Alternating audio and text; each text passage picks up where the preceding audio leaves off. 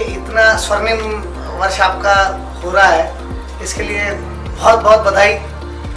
मतलब लगता नहीं कि आप 50 साल की उम्र को पार कर गए। आपका जन्मदिन, ये साल और आने वाला समय, सदियों तक आपको बहुत बहुत शुभकामनाएं। ऐसी शुभकामनाएं आपको रहे कि ना सिर्फ आपको और ये आपके परिवार के लिए भी ये साल शुभ रहे। स्टील बेचना जैसा एक जनरल कंसेप्ट है कि सरिया बनाना, सरिया बेचना, तो एक स्क्रैप में से निकला हुआ एक प्रोडक्ट है। इसमें क्या है ऐसा खास? मगर जब जैसा मैं जिस तरीके से अनुभव पिछले बहुत सालों से दिनेश सेठ के साथ रहकर मैंने देखा है कि सिर्फ एक नॉर्मल एक जनरल परसेप्शन को एक ब्रांड की तरह कैसा उसको प्रेजेंट करना, ये शायद ही आज रोलिंग मिल इंडस्ट्री में इतना बड़ा विजन लेके काम करना और उसको एक प्रोडक्ट को कैसा एक ब्रांड बिल्ड करना, ये बहुत नज़दीक से मैंने उनको देखा है। शुरुआत में जिस समय मैं जालना मार्केट में सरिया बेचना बोले तो ये था कि हम लोग आज 1984 से हम लोग स्टील सेविंग कर रहे हैं। तो सरिया बेचना बोले तो ये है कि भैया एक हमारा मैनेजर रहता था, 10 जगह 50 जगह फ़ोन लगाएगा, जिस मिल में सस्ता माल मिलेगा माल लेगा बेचेगा। उसमें हमको कहीं कहाँ सस्ता मिलेगा वो हमको रिपोर्ट करता था, हम वहाँ से जाके सौदा कर लेते। ये वो दौर से निकल कर आज स्टील को एक ब्रांड एम्बेसडर अमिताभ बच्चन जैसे महानायक को अपने प्रोडक्ट को जालना से एक मिल्क वाला अगर उसको ब्रांड बनाकर प्रेजेंट करता है, एक बहुत बड़ी अचीवमेंट है ये। और एक अच्छा मतलब इससे क्या एक प्रोडक्ट को किस तरीके से क्या स्केल पे ले जा सकते हैं, ये दिनेश सेठ से और कोई अच्छा उसको जान नहीं सकता।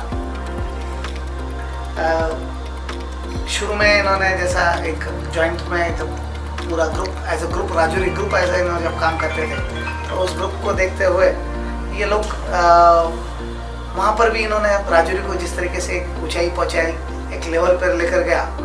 जालना में बहुत सारे मिल वालों को ये समझ नहीं पड़ रहा था कि ये कैसा इसको प्रीमियम कैसा क्रिएट करे, और इन लोगों ने कैसा क्रिएट किया।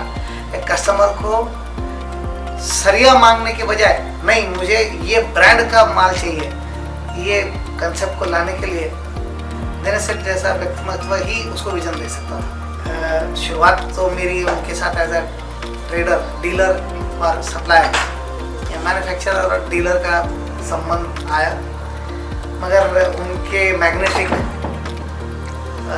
स्वभाव जिससे कि आदमी जुड़ता चला गया। कब वो एक ट्रेडर और डीलर और मैन्युफैक्चरर के रिलेशन से हटकर एक हम बहुत ऐसे दोस्त बने कि जो मैं बता नहीं सकता कि ठीक है उनको तो हम एक छोटी सी गली से लेकर तो अच्छी से अच्छी लोकेशन में भी हम लोग कैसा टाइम स्पेंड करना था यह हमको ही मालूम है। और उनकी जो सादगी, मतलब देखिए एक स्केल आने के बाद में एक स्टेटस आ जाता है, स्टेटस आने के बाद में उसको सिंप्लिसिटी में रहना, जीना और उसको मेंटेन करना ये बहुत टफ काम है। और वो मैंने उनको देखा है कि बिल्कुल कहीं महसूस नहीं होने देते कि नहीं मैं एक मैन्युफैक्चरर हूँ, मैं एक इंडस्ट्रियलिस्ट हूँ और आप एक डीलर हो। ये मेरे साथ नहीं, और भी जिनसे भी मैं उनके संपर्क में जब जहाँ मिला, ये कभी भी उन्होंने उस चीज़ को महसूस नहीं होने दिया। ये उनकी खासियत, ज़मीन से उठाकर आसमान पे ले जाना, ये और इतने कम समय में ये वही कर सकते थे। उनसे जुड़ी कोई आपकी व्यक्तिगत कोई अच्छी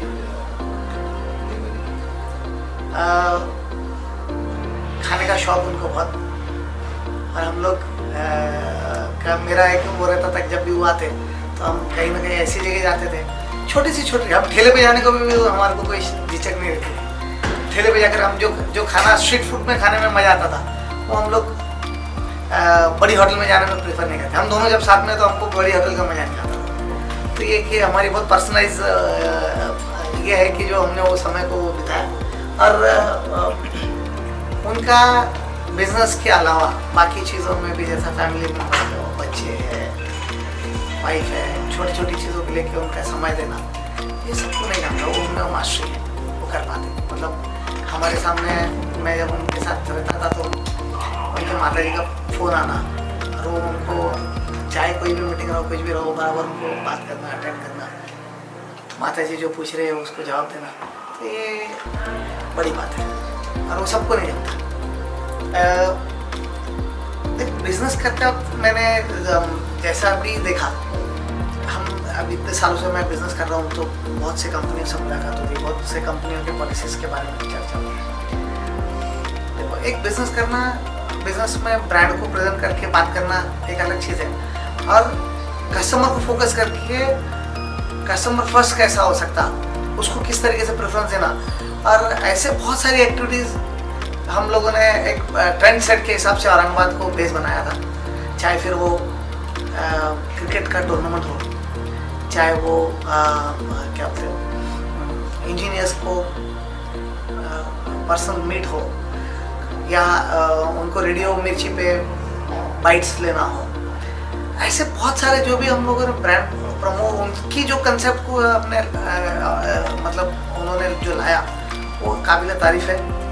जहाँ पे कहीं पर भी कोई भी प्रमोशनल एक्टिविटी जब भी करते थे तो उसमें कहीं पे भी ब्रांड को फोकस करके बात नहीं करते हुए उस आदमी को किस तरीके से प्रोजेक्ट किया जाए, उनको कैसा, मतलब ही इज़ नॉट मतलब एक एवरेज कस्टमर नहीं है, but he is like an king. उसको क्या वैल्यू एडिशन मिले, उसको क्या एक अपने आप में फीलिंग मिले कि नहीं यार, I am also something valuable person, वो उन्होंने क्रिएट किया है। और मीडिया का यूज़ उन्होंने जिस तरीके से किया, कम पैसों में किस तरीके से उसका इम्पैक्ट लाना, ये उन्हीं से समझ सकते हैं। अपन ने जैसा आइकॉन प्रीमियर लीग एक छोटा सा अपन ने जिसको क्रिकेट टूर्नामेंट्स को एक छोटे स्वरूप में जो शुरू किया और उसको इतने बड़े स्केल पे लेकर गए कि लोग आज साल भर इंतजार करते हैं कि नहीं कब आएगा आइकॉन का कप।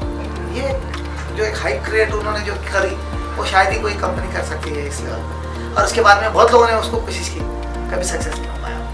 और देखो उनका ये दिनेश का विजन ही है कि नहीं, वो उस कंसेप्ट को लेकर उन्होंने उसको एकदम छोटे स्केल से हमने जैसा एक हमारा ये था कि कस्टमर को फोकस करते हुए पर्सनल टच, जैसा रियल एस्टेट में अब ऐसा हो गया है कि प्रोफेशनल, चाहे वो आर्किटेक्ट हो, चाहे स्ट्रक्चरल इंजीनियर हो, चाहे बिल्डर हो, चाहे कोई इंडस्ट्रियल कॉन्ट्रैक्टर हो, चाहे वो सिविल इंजीनियर हो, ये लोगों से कैसा किस तरीके से ऐसा क्या एक्टिविटी की जाए जिससे कि उनसे हम पर्सनल टच हो सके। तो हमने शुरुआत में आज से 15 साल पहले आए, 15 मेरे से 2007 में कुछ हमने छोटे से स्वरूप में इसको स्टार्ट किया था। जिस समय में हम लोग कस्टमर को किस तरीके से डायरेक्ट अटैचमेंट आए और उसको कैसा वो वैल्यू एडिशन मिले, तो हमने शुरुआत की कि भाई ठीक है, एक लोकल प्रीमियर लीग होती थी हुकूमत के थ्रू IPL, उसमें हम लोगों को एक स्पेशल VIP बॉक्स क्रिएट किया गया, जहाँ से हमने शुरू किया। फिर वो नई आइडिया शूट करा के फिर एक थोड़ा कंसेप्ट और चेंज किया कि नहीं इनको पर्सनली खिलाया जाए। तो एक इनिशियल जो स्टार्ट किया था वो सिर्फ एक फन मैच के तौर पे एक ऑर्गेनाइज किया। वो बाद में शुरू में 2 टीम से लेके वो बाद में 12 टीम तक जब जैसा वो एक्टिविटी का क्रेज क्रिएट हुआ और बहुत कम खर्चों में उसको किस तरीके से लोगों तक पर्सनल टच हो, बाद में उसका इतना क्रेज डेवलप हो गया कि सिर्फ कंस्ट्रक्शन फर्टिलिटी के नहीं लोग नहीं, इसमें कलेक्टर भी इसमें इन्वॉल्व होते थे, पुलिस कमिश्नर डिपार्टमेंट इन्वॉल्व होती थी, कलेक्टर ऑफिस के अलावा म्यूनसिपल कॉर्पोरेशन इन्वॉल्व होता था, GST ऑफिस इन्वॉल्व होता था। ये उसका वो हाइप हो गया था कि लोग चाहते थे कि नहीं ये हम लोग इसको जुड़े। ये एक उनका मतलब उसको किस तरीके से प्रमोट किया कि लोगों को क्रेज होता था। लोकल लेवल पे वो एक बड़ा स्केल उसको कैसा क्रिएट किया, एक वैल्यू एडिशन, उसके साथ जो ब्रांड इमेज बिल्ड हुई एक कप स्टील की कंपनी की, वो एक नेक्स्ट लेवल चला गया। मैं बस इतना ही बोलूँगा कि मेरे तरफ से, मेरे परिवार की तरफ से और मेरे जो भी जितने भी डीलर भाई बंधु हैं, इनके सबकी ओर से मैं वापस से एक बार दिनेश राठी जी को बहुत बहुत बधाई। 50 साल आपने पूरे किए। Number 50 is just a number game. बाकी आपको ऐसी ज़िंदगी मिले, आप ऐसा ही उसको एंजॉय करो और सालों साल अनगिनत आप इसको सक्सेसफुली जियो, ये मेरी शुभकामना मेरे तरफ से आपको।